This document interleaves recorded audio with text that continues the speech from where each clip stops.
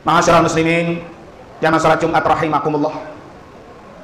Pada hari ini adalah hari Jumat pertama kita berada di bulan Syawal. Bulan yang penuh dengan keutamaan. Bulan yang banyak dilakukan sunnah-sunnah Rasulullah. Oleh karena itu, ditinggalkannya kita dengan bulan Ramadan bukan berarti ibadah kita hanya semangat di bulan Ramadan. Tingkatkan semangat kita, ditinggalkan bulan Ramadan, tetapi semangat beribadah setelah Ramadan, pasca Ramadan tetap akan kita tingkatkan. Ma'asyiral muslimin rahimakumullah. Di bulan Syawal ini setidaknya ada 4 amalan sunnah Nabi yang Nabi lakukan di bulan Syawal ini.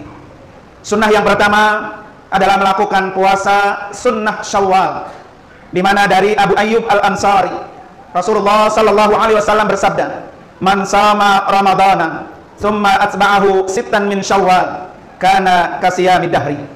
Barang siapa yang berpuasa, barang siapa yang telah berpuasa bulan Ramadan, kemudian diiringi dengan 6 hari bulan Syawal, puasa 6 hari bulan Syawal, maka dia memperoleh pahala puasa 1 tahun. Ma'asyiral muslimin rahimakumullah.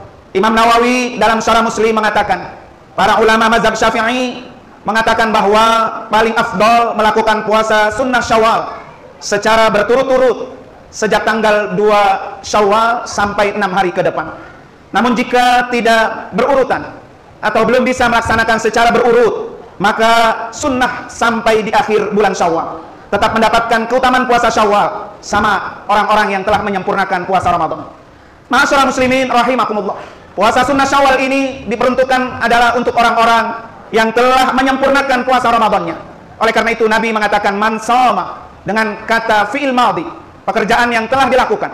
Siapa orang yang telah melakukan puasa Ramadan, summa atba'ahu sittan min Syawal, setelah dia menyempurnakan puasa Ramadan, kemudian diiringi dengan melakukan puasa 6 hari bulan Syawal, maka dia akan memperoleh pahala puasa 1 tahun.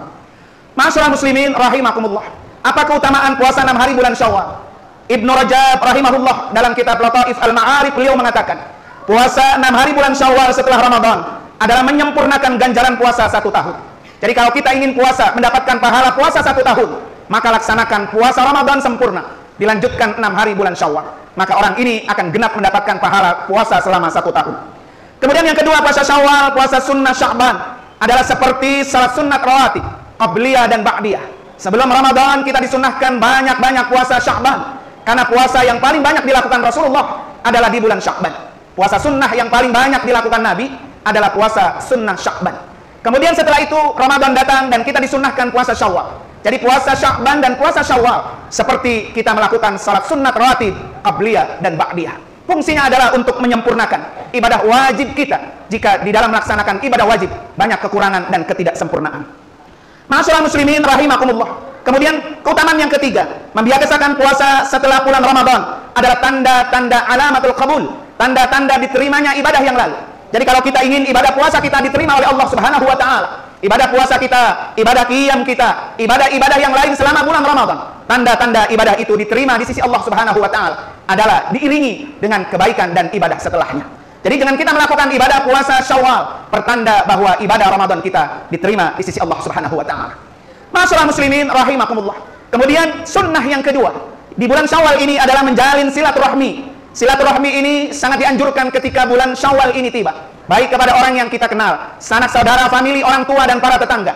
Karena dengan bersilaturahmi ini akan mendatangkan umur panjang yang berkah, di samping dapat mendapatkan kasih sayang Allah Subhanahu wa taala. Di mana dari Abu Hurairah radhiyallahu anhu Rasulullah sallallahu alaihi wasallam, "Man sarrahu ayyubsatalahu fi rizqihi wa yunsa'alahu fi atharihi falyasil rahimah." Siapa yang suka dilapangkan rezekinya, diberikan rezeki yang banyak dan dipanjangkan umurnya, hendaklah dia menyambung silaturahmi. Hadis riwayat Imam Bukhari dan Imam Muslim. Ma'asyiral muslimin rahimakumullah. Dari Abu Ayyub Al-Ansari, Rasulullah sallallahu alaihi wasallam pernah ditanya tentang amalan yang dapat memasukkan ke dalam surga. Rasulullah menjawab, ta'budullaha wa la tusyriku bihi syai'a wa tuqimus shalah wa tu'tiz zakah wa tasilu ar-rahimah. Beribadahlah kepada Allah, janganlah engkau berbuat syirik kepadanya. Dirikan salat, tunaikan zakat dan jalin tali silaturahmi dengan orang tua dan para kerabat. Karena ini semua adalah amalan-amalan yang bisa memasukkan kita ke dalam surganya Allah Subhanahu wa taala. Hadis riwayat Imam Bukhari. Ma'asyiral muslimin rahimakumullah. Abu Hurairah radhiyallahu anhu pernah berkata, ada seorang pria mendatangi Rasulullah dan ia berkata, "Wahai Rasulullah sallallahu alaihi wasallam, saya punya keluarga yang jika saya berusaha menyambung silaturahmi dengan mereka, mereka berusaha memutuskannya. Dan jika saya berbuat baik kepada mereka, mereka balik berbuat jelek kepada saya.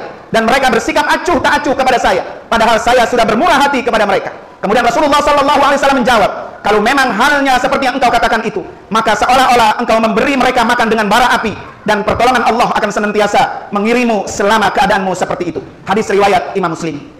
Ma'asyiral muslimin rahimakumullah. Kemudian amalan yang ketiga yang Rasulullah sallallahu alaihi wasallam lakukan di bulan Syawal ini adalah melakukan ibadah haji ke Baitullah. Di mana kata Allah Subhanahu wa taala dalam surah Al-Baqarah ayat 197, "Al-hajju asyhurun ma'lumat, faman farada fihinna al-hajja fala rafatha wala fusuqa wala jidala fil hajj. Wa ma taf'alu min khairi ya'lamuhu Allah wa tazawwadu fa inna khairaz zadi taqwa wattaquni ya ulil albab." Musim haji adalah beberapa bulan yang dimaklumi. Barang siapa yang menetapkan niatnya dalam bulan itu untuk mengerjakan haji, maka tidak boleh melakukan rafas, berbuat fasik dan berbantah-bantahan di dalam masa mengerjakan haji.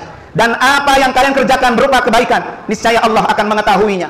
Berbekalah, dan sesungguhnya sebaik-baik bekal adalah takwa, dan bertakwalah kepadaku hai orang-orang yang berakal. Ma'asyiral muslimin rahimakumullah. Dalam tafsir Ibnu Katsir dijelaskan bahwa ayat ini yang dimaksud dengan asyhurul ma'lumat, bulan-bulan yang sudah Allah tentukan, adalah bulan melaksanakan ibadah haji, mulai bulan Syawal, bulan Zulqa'dah, dan 10 hari bulan Zulhijjah. Ma'asyiral muslimin rahimakumullah. Kemudian amalan yang keempat yang Rasulullah sallallahu alaihi wasallam lakukan di bulan Syawal adalah menikah di bulan Syawal. Menikah adalah menyempurnakan separuh agama. Dari Anas bin Malik radhiyallahu anhu ia berkata bahwa Rasulullah sallallahu alaihi wasallam bersabda, "Idza tazawwajal abdu faqad kammala nasfad din falyattaqilla fin nisfil baqi." Apabila seseorang menikah, maka ia telah menyempurnakan separuh agamanya. Karenanya bertakwalah kepada Allah dan separuhnya yang lain. Hadis riwayat Imam Baihaqi. Ma'asyiral muslimin rahimakumullah. Menikah adalah sunnah para rasul. Allah Subhanahu wa taala berfirman dalam surah Ar-Ra'd ayat 38, "Wa laqad arsalna rusulan min qablika wa ja'alna lahum azwajan wa dzurriyyah." Dan sesungguhnya kami telah mengutus kepada beberapa rasul sebelum kamu, dan kami memberikan kepada mereka istri-istri dan keturunan. Ma'asyiral muslimin rahimakumullah.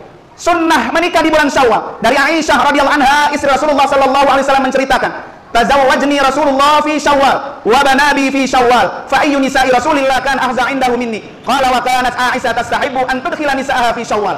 Rasulullah sallallahu alaihi wasallam menikahiku di bulan Syawal dan membangun rumah tanggaku bersama Rasulullah pun di bulan Syawal. Maka istri-istri Rasulullah manakah yang lebih beruntung darinya daripadaku? Dalam riwayat lain Aisyah mengatakan bahwa menikahi para wanita-wanita sunnah di bulan Syawal. Hadis riwayat Imam Muslim.